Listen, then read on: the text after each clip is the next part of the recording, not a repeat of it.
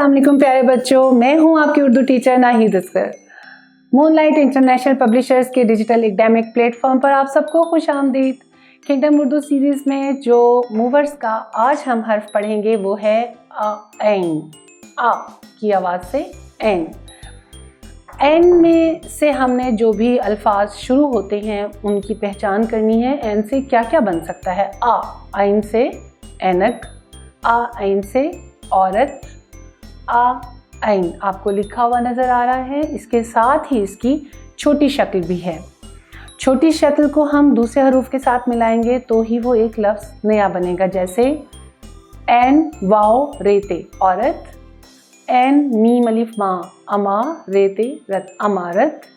और ऐन से ऐनी नाम भी होते हैं, बहुत से लोगों के नाम होते हैं। जैसे अली, बहुत से बच्चों के नाम होते हैं अलीशा और अज़मत, और बहुत सी और चीज़ें जो ऐन से बन सकती हैं। मिसाल के तौर पर मैं 2-3 फ़िक्रे आपको बताती हूँ ऐनी के बारे में। ऐनी एक नेक खातून थी।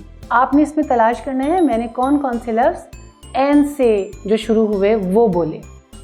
ये सारे फ़िक्रों में आपने ऐन से जो लफ्ज़ शुरू हुए उनको तलाश करना है। ऐनी एक नेक खातून थी।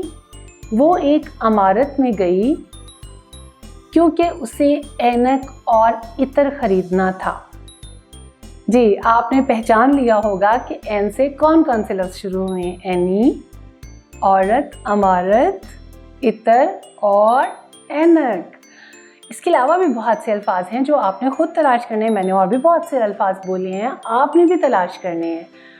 और इसकी छोटी शक्ल को लाजमी तौर पर याद रखना है। ऐन पूरा भी लिखा हुआ है, ऐन की छोटी शक्ल भी है।